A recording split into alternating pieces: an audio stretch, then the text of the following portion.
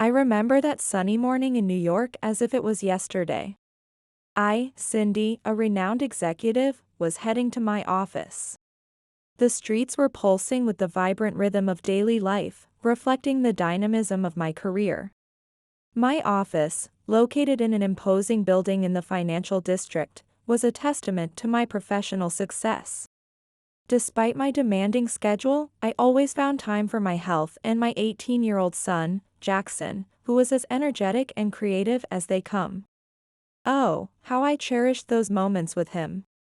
I'd always been an active person, mindful of my health. But lately, something felt off.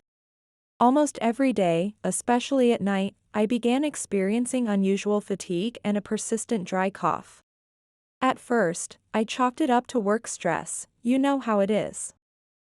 As days went by, these symptoms not only persisted but worsened. I noticed my usual energy dwindling, even small tasks left me surprisingly exhausted. It was as if my body was betraying me, a feeling I'm sure many of us in our 60s can relate to. Then came a mild but constant chest pain, accompanied by an unexplainable loss of appetite. These unusual signs worried me, and I decided to consult a doctor. It had been a while since my last checkup, what with the company's growth keeping me busy this past year. So, with a mix of anxiety and hope that it wasn't anything serious, I went to the clinic. Little did I know that this visit would turn my world upside down. After a series of tests and examinations, the doctor sat in front of me with a concerned expression.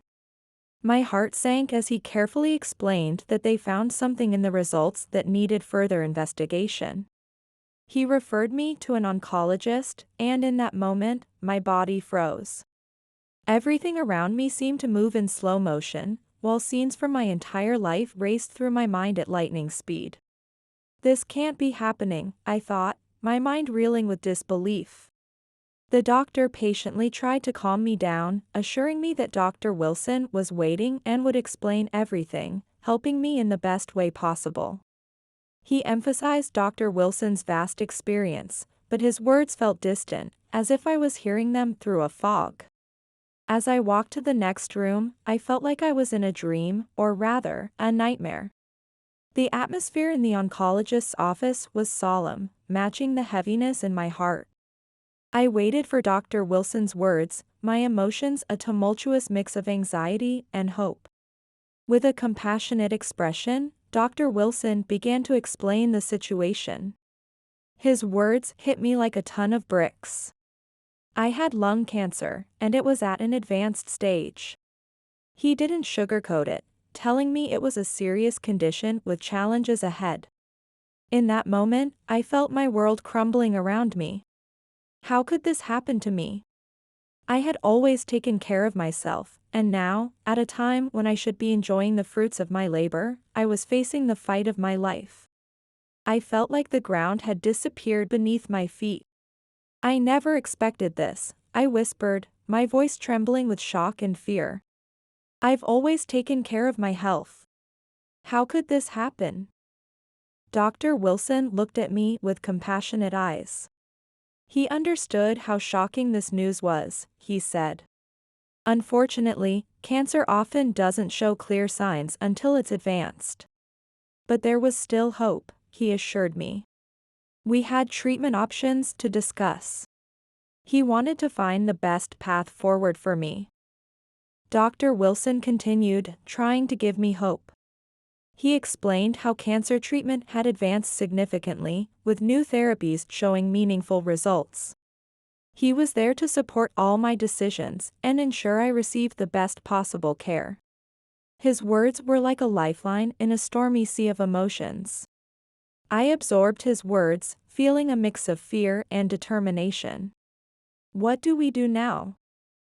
I asked, a new resolve in my voice. How do we start this fight? Dr. Wilson suggested we start with a detailed discussion of my treatment options. He explained that each case was unique, and we'd personalize the plan to my specific needs. As I headed home, I prepared myself to break the news to Jackson and Justin, my husband, in our cozy living room, surrounded by happy family memories. The silence that followed my revelation was deafening. Jackson, my brave boy, held back tears, trying to be strong for me. Justin hugged me tightly, promising unconditional support. In the days that followed, I found myself contemplating the impact of this news on my life and career. I knew I needed to balance treatment with my responsibilities, but I was determined to stay strong for my family. And so began a new chapter of challenges and triumphs. As my treatment intensified, subtle but profound changes crept into our home. Since the diagnosis, our daily routine had become a joint effort between my husband and son. Every morning was carefully organized to ensure all my needs were met. Justin took charge of managing my medications, making sure I took them as prescribed. He accompanied me to countless medical consultations and chemotherapy sessions. Meanwhile, Jackson took on the task of preparing balanced, easy-to-digest meals, adapting to the changes in my taste and appetite. It reminded me of when I used to cook for him when he was little, how the tables had turned. Justin was attentive even during the night, always ready to help me move around the house or offer emotional support. Their love and care wrapped around me like a warm blanket, giving me strength I didn't know I had. Even during the most challenging moments, I persevered. Despite the initial care, as time passed and the caregiving intensified, I noticed the atmosphere in our home starting to shift. Justin and Jackson, who had once been pillars of strength and support, began to hesitate when faced with my growing needs. It broke my heart. Simple requests, like a glass of water or a short walk in the garden, were met with tired sighs or sometimes ignored altogether. I felt like I was drowning in a sea of guilt and helplessness. I observed my family's quiet resistance with a mix of sadness and understanding. I knew it wasn't easy for them either, but oh, how I longed for their unwavering support. One particularly challenging morning, when I needed to go to the hospital for chemotherapy, the house was enveloped in a heavy silence. It felt like a thick fog had settled over our once cheerful home. Justin was still in bed, showing no signs of getting up. I called up to him from downstairs, asking if he'd forgotten about my appointment. His response felt like a dagger to my heart. In a hoarse voice, he suggested I take a taxi. He said he was too tired and reminded me that I had the contact for the neighborhood taxi cooperative in my phone. I felt a wave of sadness and loneliness wash over me, but I tried to respond calmly and patiently. I told him I understood that he needed rest, all while hiding my disappointment. As I waited for the taxi, my mind was a whirlwind of troubled thoughts. Was I asking too much of them? Had my illness become an unbearable burden? When the taxi arrived, the driver was a kind gentleman who immediately noticed my frailty. With an encouraging smile, he assured me he'd take good care of me. I felt an unexpected sense of relief in the presence of this stranger. It was a small kindness, but it meant the world to me at that moment. After finishing my session at the hospital, I returned home. Sitting in our spacious living room, I gazed out the large windows at the twilight. The soft evening light contrasted sharply with the heaviness I felt in my heart. I knew it was time to confront the growing distance between me and my family. When Justin and Jackson joined me in the living room, I took a deep breath, gathering courage to start this difficult conversation. With a trembling voice but a determined tone, I began, "I remember when this room was always filled with laughter and plans for the future." I paused, letting the weight of those words sink in. But since my diagnosis, everything feels different. It seems I've become a burden to you both. I watched as Justin sat uncomfortably on the sofa, avoiding eye contact. His voice, revealing a fatigue that went beyond the physical, told me that it wasn't so simple, that everyone was trying to cope in their own way. Jackson, sitting next to his father, looked uneasy. His eyes were filled with sadness and discomfort. He mumbled that it was difficult, that he wanted to help but sometimes didn't know how. I felt a mix of understanding and determination as I suggested, what if we sought outside help? We could hire someone to assist with daily tasks and medical consultations. It might lighten the load for all of us. Justin sighed and responded with indifference, saying if I thought it would help. His lack of empathy made it clear he didn't fully grasp the gravity of the situation. Despite my disappointment in Justin's reaction, I kept my focus on finding a solution. I told them I'd contact the hospital tomorrow to see if they could recommend someone, emphasizing our need for an experienced person to help us on this journey. Jackson thought for a moment and agreed it was a good idea. I felt a glimmer of hope, managing a faint smile. I was determined to keep our family together despite the challenges. My resilient spirit and ability to find practical solutions to difficult problems had always guided me, and I wasn't about to let that change now. A few days later, the new nurse I hired arrived and began caring for me. He was a specialist in cancer patients and knew exactly how to handle these situations. Sitting in the living room, I could feel the tension between Justin and me. I observed my husband, clearly uncomfortable with the nurse's presence. Justin, you seem uncomfortable with the nurse.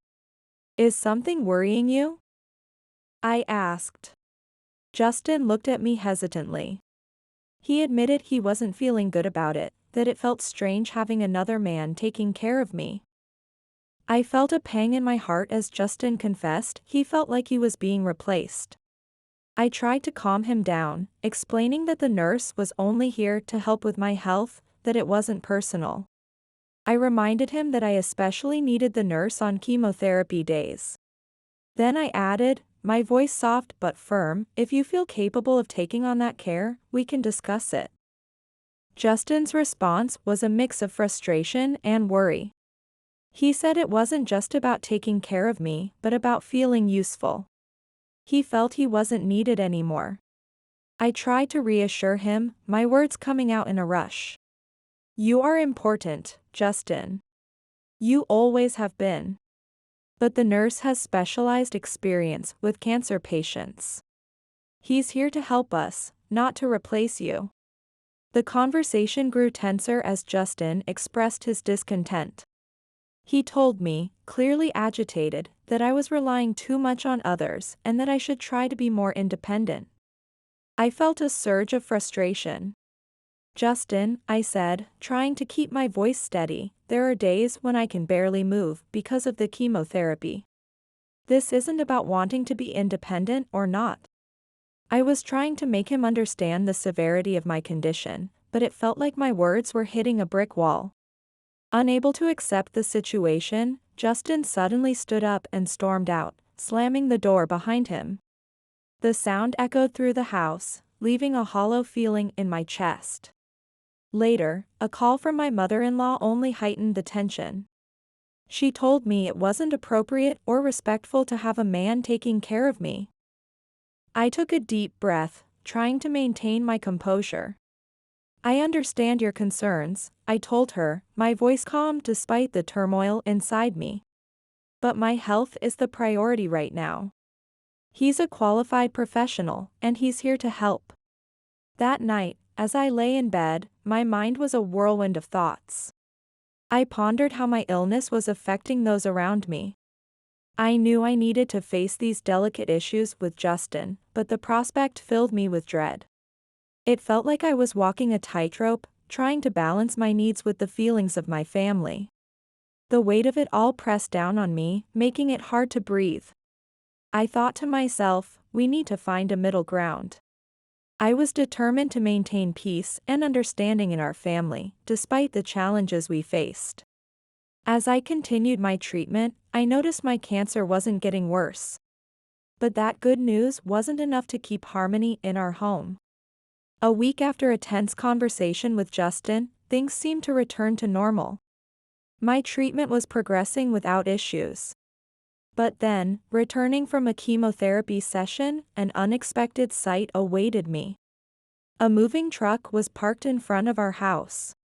My heart sank as I entered and found Justin and Jackson packing their belongings. Justin, avoiding my gaze, told me they were going to stay at his mother's house for a while. A wave of sadness and frustration washed over me, but I was too exhausted from the treatment to express my feelings fully. I looked at Jackson, my voice weak as I asked if he wanted to go too, telling him he could make his own decision. The coldness in Jackson's expression as he answered felt like a knife twisting in my heart.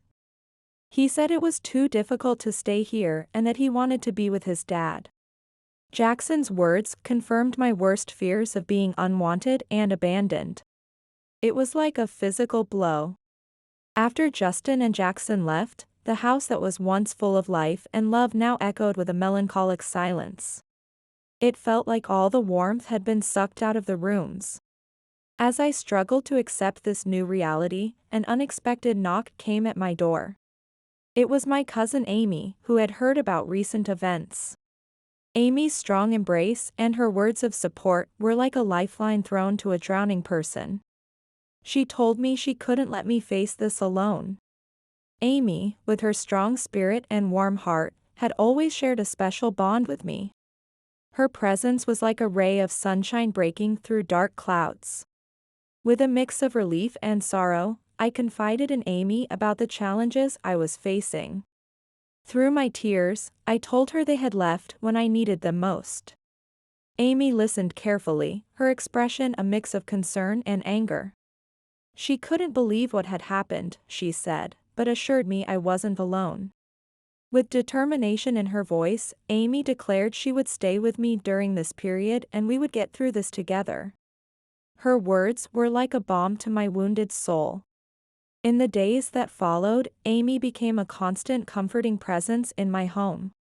She helped with daily chores, accompanied me to doctor's appointments, and provided the companionship I so desperately needed. I remember telling her, my voice thick with emotion, "Amy, you've always been more than a cousin to me. You're a true friend."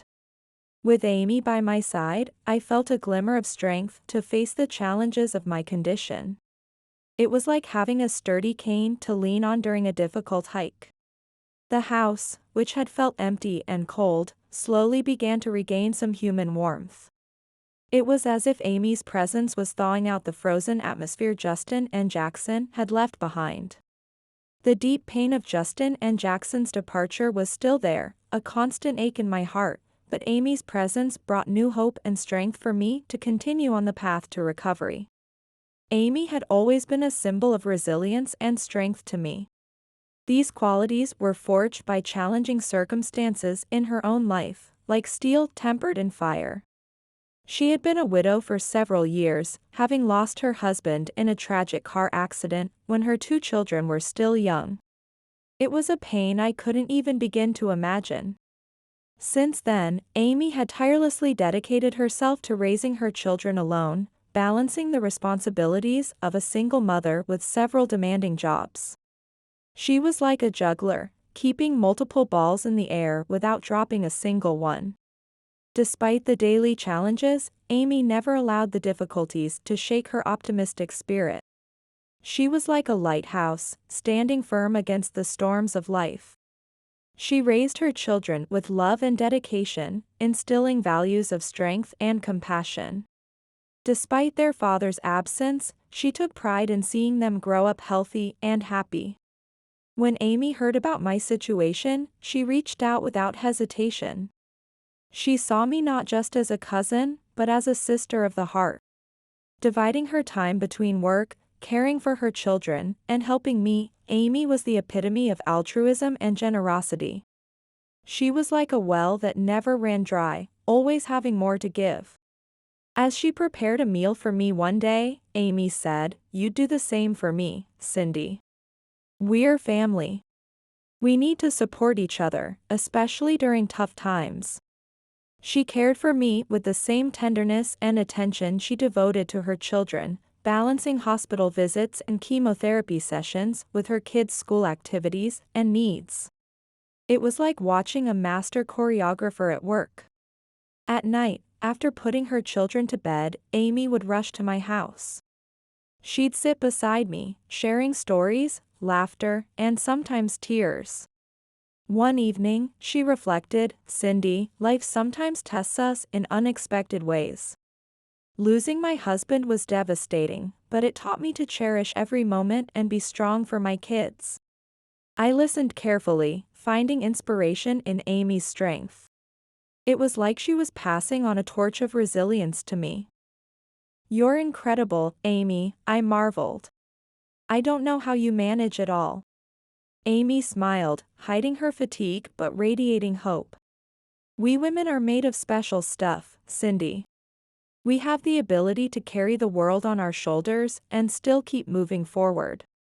The next day, feeling the painful absence of Justin and Jackson, I decided to call them, hoping to reconnect and express my feelings. My heart was pounding as I picked up the phone, unsure of what to expect. With a heavy heart, I dialed Justin's number. My voice trembled as I tried to hide my sorrow, asking him if they were okay, and telling him how much I missed them. Justin's response was like a dagger to my heart, his tone cold and indifferent. He told me they were fine, adapting to their new life, and that I shouldn't worry about them. His words lacked the concern and affection I so desperately craved. It felt like talking to a stranger, not the man I'd shared my life with for so many years. I couldn't help but plead with him, my voice thick with emotion. I told him I did worry, that I needed them, especially now. Justin's reply was like a bucket of cold water. He acknowledged it was difficult for me but insisted everyone had their own lives and they couldn't stay stuck in this situation. He abruptly ended the conversation, leaving me holding the phone, tears welling up in my eyes. I felt like a discarded newspaper, no longer of use or interest to them. The next day, gathering what little strength I had left, I tried again. This time, I called Jackson. My heart ached as I spoke to him, telling him how much I needed and missed him. Jackson's response, while not as harsh as Justin's, still held a similar resolve. He told me he liked being with his dad, away from the constant reminder of my illness. His admission that he didn't want to come back felt like a physical blow. It was as if my own child was confirming my worst fears, that I had become a burden they wanted to escape from. As I hung up the phone, a wave of abandonment and helplessness washed over me. I felt like a ship lost at sea, with no lighthouse in sight. Amy, sensing my distress, came to me. Her words were like a warm blanket on a cold night. She assured me that they didn't know what they were losing, that I was an incredibly strong and brave woman. She promised to stay by my side, her presence a beacon of hope in my darkest hour. It was then that I realized, sometimes family isn't just about blood, it's about who stands by you when the storms of life hit. Those conversations left me feeling devastated. As the days passed, it became clearer that Justin and Jackson had chosen to distance themselves from me, leaving me to fight this illness alone. Amy became my unwavering source of support. Noticing how down I was about Justin and Jackson, she decided to bring a little more joy into my life. One day, she brought her 2 children, Bella and Levi, to spend the afternoon with me. Amy told me how excited the kids were to see me, and that she wanted me to know I had family here with them too. I felt my heart warm at the presence of the children. Bella and Levi filled the house with laughter and energy, reminding me of happier times when Jackson was young. For a few hours, I was able to forget my sorrows and immerse myself in the simple joy of being with family. It was like a ray of sunshine breaking through dark clouds. Despite her modest life, Amy never let difficulties defeat her.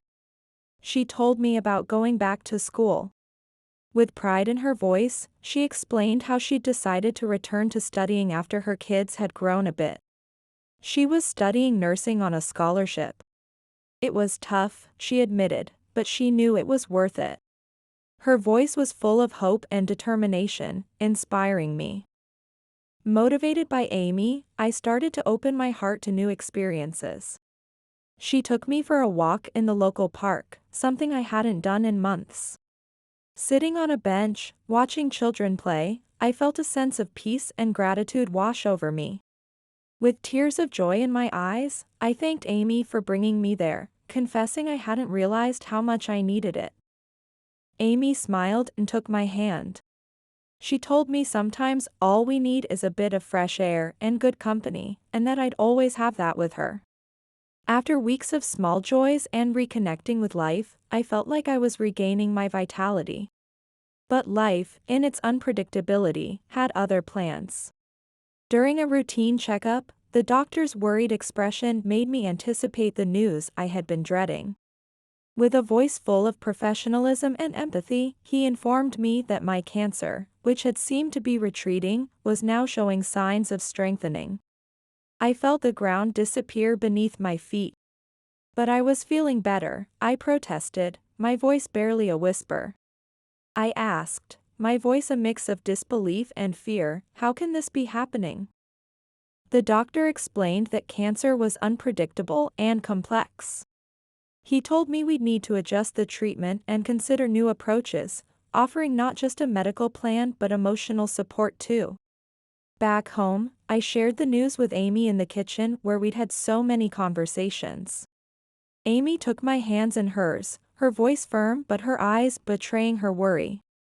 She promised we'd get through this together, no matter how difficult it might be. Her unwavering support was like a lifeline, but I still felt a wave of despair washing over me. I was just starting to have hope again, Amy, I confessed, tears streaming down my face. Now it feels like everything is crumbling. In the days that followed, I found myself pondering the unfairness of life. Despite all my efforts and the joy I'd recently rediscovered, my illness refused to yield. Why me? I asked myself, lost in thought. It was a question I'd asked countless times before, but never found an answer to. Amy tried to comfort me. She reminded me that life isn't always fair, but even in the darkest moments, there are streaks of light. She told me I was that streak of light for her and everyone who knew me. Her words were like a warm embrace, trying to infuse me with strength. In the midst of this emotional turmoil, I discovered a strength within me I didn't know I had. I decided to keep fighting, not just for myself, but for those who loved me and whom I loved. One afternoon, encouraged by Amy, I decided to call Justin. I needed to tell him about the recent decline in my health, hoping it might bring about a change in his attitude. With trembling hands, I dialed his number, feeling each beat of my heart. Justin, I began hesitantly, I need to talk to you about what the doctor said. The voice on the other end was cold and distant. Justin interrupted me, asking what I wanted now, saying he and Jackson were busy with their lives. I'm sorry to bother you, I said, trying to keep my emotions in check. But my cancer has gotten worse. I thought you should know. There was a moment of silence on the other end of the line before Justin responded. His words cut through me like a knife. He told me that this news changed nothing for them. He'd made his decision, and he and Jackson were better off now, away from all the negativity. He said my illness was no longer their responsibility. I felt as if a dagger had pierced my heart. Justin, please don't talk like that, I pleaded, my voice trembling with pain and desperation. I'm still your wife, the mother of your child. But Justin's voice remained cold and final. He informed me he was sending divorce papers, believing it was best for everyone to move on. Tears flooded my eyes as I clung to one last hope. Can't we try to work this out for Jackson's sake? I begged. Justin's response was swift and merciless. He'd made up his mind, and Jackson agreed it was for the best. He told me it was time to leave them in peace and hung up without another word. As I put down the phone, I felt an immense emptiness. Amy, who had been by my side during the call, wrapped me in a tight embrace. She tried to comfort me, assuring me I wasn't alone and that she'd be there no matter what. But her words seemed insufficient to soothe the deep pain I was feeling. I realized the road ahead would be lonely and difficult. Justin's rejection and coldness, following the news of my worsening health, plunged me into a spiral of despair. I wondered how the man I'd shared so many years with, the father of my child, could distance himself so completely when I was at my most vulnerable. One night, alone with my thoughts, I found myself flipping through photo albums. The images of smiles and shared moments with Justin and Jackson now seemed to belong to another life entirely. With each turn of a page, a tear fell, marking the photographs with droplets of a story that was falling apart. The day the divorce papers arrived, I felt a mix of pain and release. Holding the envelope in my hands, I reflected on how years of family dedication were now crumbling into sheets of paper. Enough suffering, I told myself, trying to summon strength I wasn't sure I possessed anymore. I told myself it was time to hold my head high and face life as it was. My words felt hollow, but I clung to them like a lifeline. Amy, who had been observing my transformation, approached me. She assured me I was stronger than I thought, promising to walk with me every step of the way. While sorting through my belongings, Amy discovered an old notebook. It was my wish list, filled with simple things I'd always wanted to do but never found the time for. "Cindy, look what I found," Amy exclaimed, her eyes sparkling with enthusiasm. She suggested we start fulfilling some of these wishes. I smiled in surprise, having forgotten about these desires. "They're such simple things," I mused, "but they mean so much to me." The first wish on the list was to visit a local garden. Amy arranged the visit, and we spent an afternoon surrounded by flowers and plants. I savored each scent, admired every color, feeling a joy I had forgotten existed. "I can't believe something so simple can be so beautiful," I said, my face radiating pure happiness. As we continued to browse through the wish list, a new idea emerged. Amy pointed out another wish, spending a day at the beach, feeling the sand and the sea. "That sounds wonderful," I exclaimed, a spark of enthusiasm igniting within me. I smiled, remembering this old wish. "I can't remember the last time I went to the beach," I admitted. "It would be really lovely." The following weekend, Amy planned a trip to the nearest beach. Sitting on the sand, I closed my eyes, feeling the sea breeze and listening to the sound of the waves. "It's so peaceful here," I said, my voice filled with gratitude. "Thank you for bringing me here, Amy." Another item on the list was to watch a spectacular sunrise. Amy, always eager to make my wishes come true, planned an early morning walk. "We're going to get up very early tomorrow," she promised. "You're going to see the most beautiful sunrise of your life." The next day, while it was still dark before dawn, we found the perfect spot to watch the spectacle. As the sun rose on the horizon, I felt a wave of emotion wash over me. "I'd forgotten how wonderful it is to see the start of a new day," I said, tears of joy welling up in my eyes. It was as if the rising sun was a metaphor for my own life, a new beginning after the darkness. As we continued to look through the notebook, Amy pointed out another wish, learning to dance salsa. "Cindy, that's amazing," she exclaimed. I laughed, a bit hesitant. "I can't dance, Amy," I protested. "And with my health condition." My voice trailed off, doubt creeping in. But Amy, with her encouraging smile, interrupted me. She assured me it would be okay, that the important thing was to have fun. She suggested finding a beginner's class, certain I'd love it. Her enthusiasm was contagious, and I found myself nodding in agreement. Over the next few weeks, Amy and I attended salsa classes. At first, I was anxious, my body stiff with uncertainty. But soon, I found myself surrendering to the music and rhythm. "I never thought I could do something like this," I said after one class, breathless but beaming. It was as if my body remembered a joy it had long forgotten.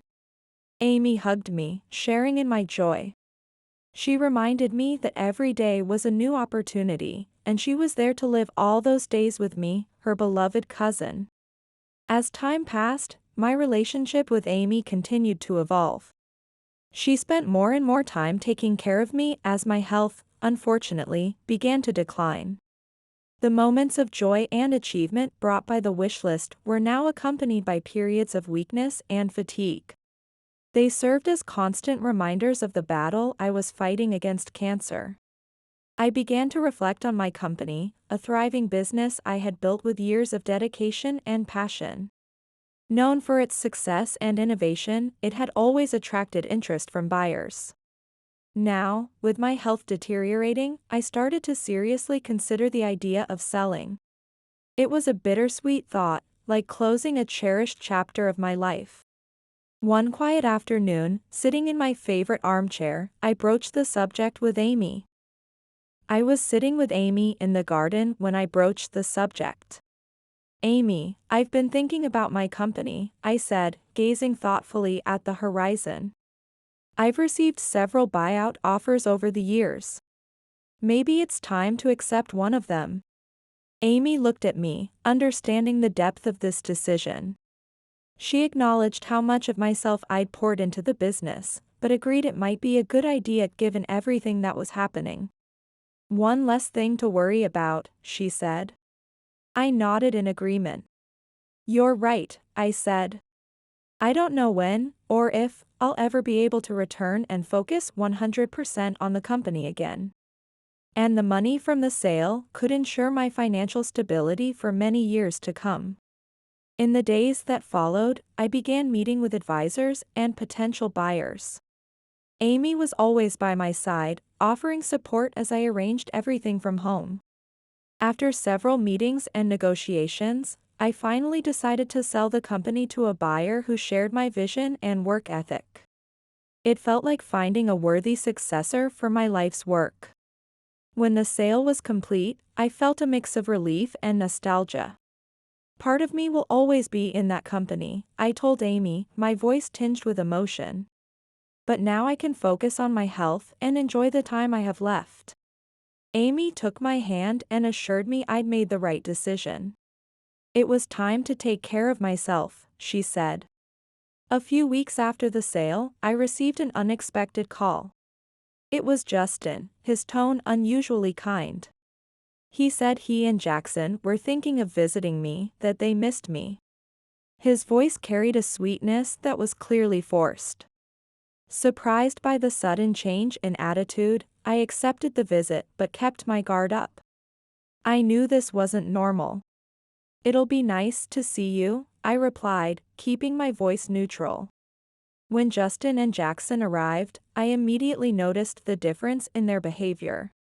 They were extremely attentive and affectionate, a stark contrast to the coldness and distance of the past few months. As I watched them, a mix of emotions swirled within me, hope, suspicion, and a deep, aching sadness for what we had lost. Jackson approached me, his expression unreadable. He said he was truly sorry for everything and that he had wanted to be there for me. I couldn't fully decipher the emotions behind his words. Amy, who had been observing this scene, felt a sense of distrust. Later, she confided her concerns to me. She found it strange that they had changed their attitude so suddenly, right after the company sale. I sighed, a look of understanding crossing my face. I know, Amy, I said. It's hard not to see this as interest in the sale money. But I want to see how this plays out. I want to see how far this will go.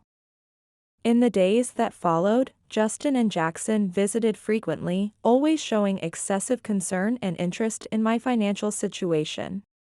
During one such visit, Justin brought up the topic of my financial future. With a smile that didn't quite reach his eyes, he suggested I should think about managing my money, perhaps investing or including them in my will for safety. I pretended to consider his proposal, responding that it was a good idea and I'd think about it. Internally, I was fully aware of their intentions. Despite the pain of recognizing Justin and Jackson's selfish interests, I remained firm and clear in my decisions. One cold morning, I woke up feeling deeply weakened, with an incessant cough that seemed to drain my last bit of strength. Amy, realizing the gravity of the situation, acted quickly. She called an ambulance while comforting me with gentle words and affectionate gestures. At the hospital, the doctors did everything they could to stabilize me, but my condition was critical. Amy stayed by my side, holding my hand and whispering words of encouragement, even though her heart was heavy with the fear of losing her beloved cousin. The doctor entered the room with a serious but kind expression. He carefully chose his words as he explained that they were doing everything they could, but my body was responding less to the treatment. I looked at the doctor with understanding in my gaze. "I know," I whispered weakly. "I can feel it." Amy observed my emotions, a mix of pain and admiration for my strength evident on her face. In a moment of clarity, I asked Amy, my voice weak but full of intention, to find a special envelope at home. I explained that I had written a letter to be read when the time came, and I wanted her to read it with Justin and Jackson. It was important to me, I emphasized. "Of course, Cindy," Amy promised, fighting back tears. "I'll do exactly as you ask." As night fell, Cindy seemed to be slipping further away. Her breathing grew shallower with each passing moment. Amy, sitting by her side, continued talking, reminiscing about the happy times they had shared. In the early hours of the morning, as the moon shone majestically outside, Cindy finally passed away with a serenity that contrasted the battle she had faced. Though devastated by the loss, Amy felt a wave of gratitude for being able to stay by Cindy's side until the very end. After Cindy's death, Amy left the hospital room visibly shaken, tears freely streaming down her face. In the hallway, she encountered Justin, who was waiting with a somber expression. Unable to contain her frustration and sadness, Amy approached him. "Justin, you need to hear this," Amy said, her voice trembling with emotion. She told him that Cindy had deserved so much more from him and Jackson. While they were living their lives as if nothing was happening, Cindy had spent terrifying moments fighting alone. Surprised by Amy's frankness, Justin tried to interrupt, but Amy continued, her words flowing like an avalanche of pent-up emotions. "No, now it's your turn to listen," she insisted. Amy explained that Cindy had been spending her final days. All she had wanted was a little love and consideration from her family. But now it was too late for regrets. Amy took a deep breath, trying to control her emotions. She said she was going to get a letter Cindy had written. Cindy had wanted her to read it with Justin and Jackson. Amy told Justin this would be the last time they'd see each other. She was doing this out of respect for Cindy, not for them. Justin remained silent, stunned by Amy's words and the weight of reality. It seemed he was realizing the magnitude of his neglect for the first time. Amy left with determination to fulfill Cindy's last wish. Despite the pain and sense of loss, she knew that respecting Cindy's memory was the most important thing at this moment. 3 days later, Amy received a call from a lawyer. It was the attorney Cindy had previously entrusted with handling her legal affairs. "Mrs. Amy, this is Johnson, Cindy's attorney," he said in a calm, respectful tone. He explained that Cindy had given him instructions for specific procedures after her passing. One of these was to read a letter she had left in the presence of Justin and Jackson. He said they needed to decide on a location for this. Still affected by the loss of Cindy, Amy agreed to find a neutral and quiet place to read the letter. "I think Cindy's house would be the most suitable place," Amy suggested. She added that Cindy loved that place, and it would be like she was there with them. Johnson agreed with the suggestion and offered to arrange the meeting. He said he would contact Justin and Jackson about the date and time.